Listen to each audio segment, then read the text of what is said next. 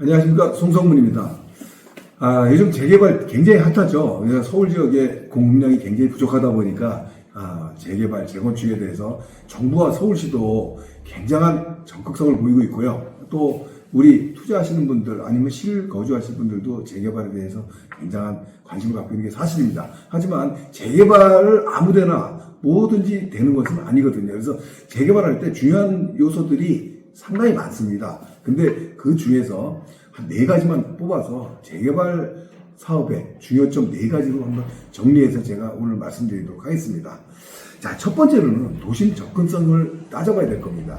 이 도심 접근성이라는 건 뭐냐면, 일단 중심권역이 아니면 정비사업하기가 굉장히 어렵습니다. 우리 서울시장, 오세훈 서울시장이 취임을 해서 21년도 신통기획을 준비하면서 시작을 했죠. 또 22년도에는 모아타운을 지정하기 시작했습니다. 지금 현재 270군데 정도가 재개발 사업을 진행을 하고 있어요. 근데 과연 서울 지역의 270군데 중에서 정비사업을 제대로 갈 수 있는 곳이 몇 곳이나 될까요? 제가 보기엔 그렇게 많이 가기 어렵습니다. 중심권 지역은 당연히 갈 수가 있습니다. 이건 왜 그러냐면 입지면에서 내가 사업성이 나올 수 있는 이런 지역들을 들어가는 거기 때문에 가능한데, 외곽 지역들 같은 경우에는 정비사업 하기가 굉장히 어렵다. 저는 이런 판단을 하고 있습니다. 그래서 일단 정비사업 입지를 우리가 보고 들어갈 때는 도심 접근성이 좋은 거, 우리가 서울시 2040 도시기본계획을 보시게 되면 3도심, 7광역, 12지역 중심으로 이렇게 나와 있지 않습니까? 그 중에서 최소한 이 광역 중심역으로는 들어가야 된다. 3도심권 옆으로 있는 일단 지역 중심까지도 봤을 때 이 틀에서 벗어나면 좀 어렵다. 그래서 중심권역으로 들어오라는 게 첫 번째고요.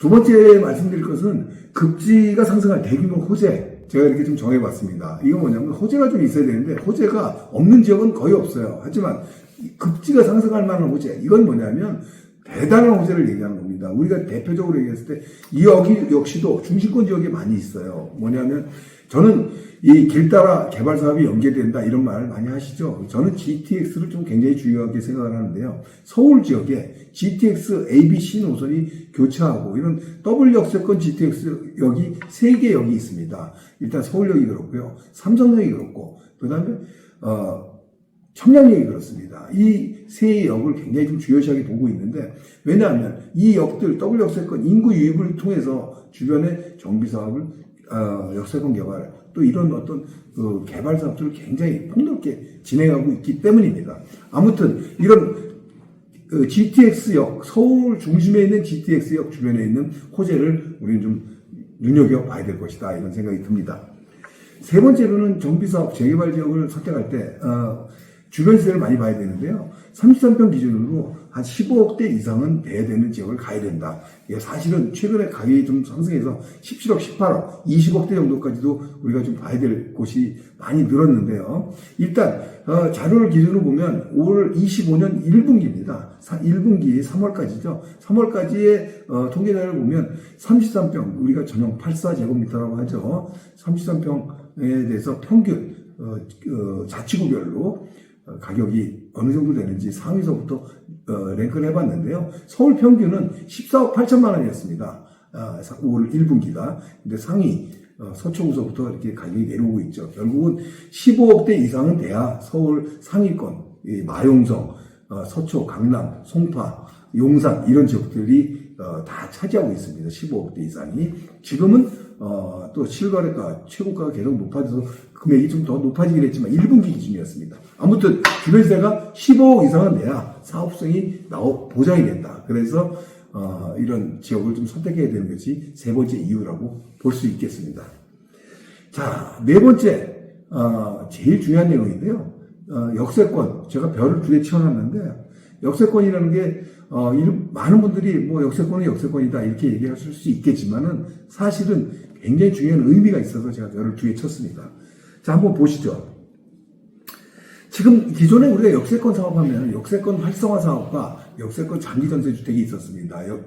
표에서 보시겠지만 역세권 활성화 사업은 굉장히 좋은 사업입니다. 용적률을 일단 종사역을 통해서 중심 사업지까지 종사역이 될 수 있는 이런 사업이거든요. 무슨 얘기냐면 상업지가 되면 일단 용적률 자체가 뭐 600, 700, 800, 1100%까지도 받을 수 있는 이 사업이 역세권 활성화 사업입니다. 굉장히 좋은 사업이고 현존하는 정비사업 중에서는 최고 사업이 아닌가 이렇게 보여지는데요. 단 아쉬운 점은 뭐냐면 이런 모든 역세권 사업이 해당이 되지는 않는다는 겁니다.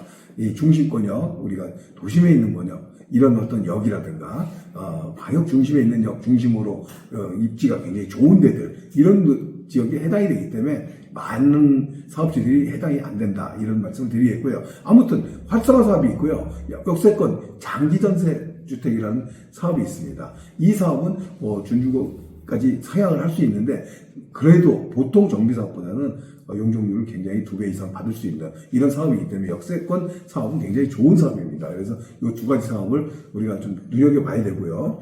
그 다음에 중요시한 게 뭐냐면 신통기획, 도시정비형 재개발로 확대한다. 우리 4월 10일자로 발표가 됐습니다. 뭐냐면 신통기획이 우리 주거 중심으로 진행을 했던 사업이 한마디로 해서 주거지역에 있는 재개발 사업이었는데 신통기획을 도시정비형으로 확대시키겠다. 인센티브를 주겠다는 건데요. 뭐냐면 도시정비형이라는 게 역세권이라든가 우리가 교통결절지, W역세권, 버스와 지하철이 교차하는 곳, 이런 데를 얘기하는 건데요. 이런 지역까지 도시정비형으로 확대한다는 게 지금 서울시 발표입니다. 나온 지 4월 10일입니다. 얼마 되지도 않았어요.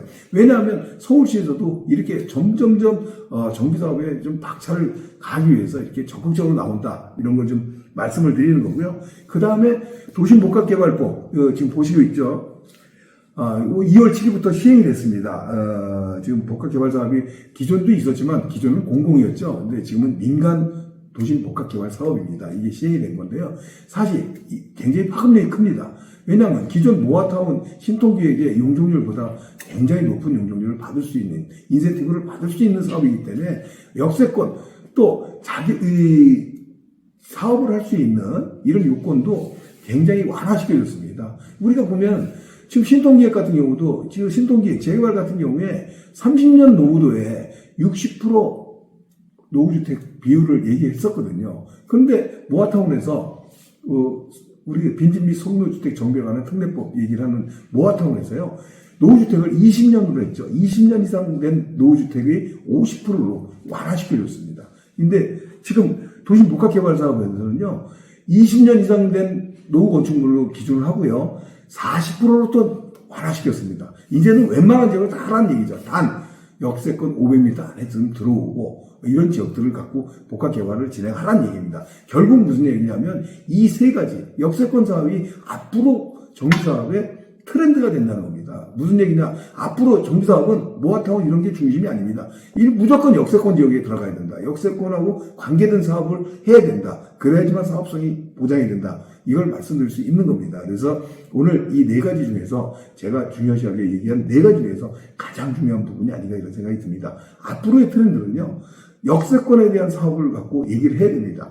그래서 역세권의 이런 여러 가지 종류의 사업들이 국토부에서 나온 것도 있고 서울시에서 나온 것도 있지만 이런 사업들을 중심으로 해서 정비사업이 펼쳐진다, 이렇게 보시면 됩니다. 그래서 이 역세권의 중심에 관련되어 있는 어떤 사업을 지금 추진하고 있거나 초기 단계에 있거나 이런 데들은 무조건 지금 사업 투자를 하거나 진입을 해도 괜찮은 곳이다, 이렇게 말씀드립니다.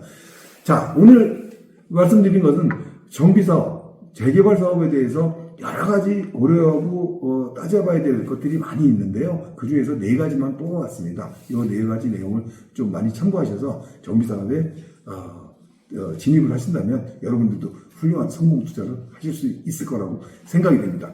자, 오늘은 여기까지고요. 다음 시간에 또 좋은 자료를 가지고 또 찾아뵙는 시간 갖도록 하겠습니다. 감사합니다.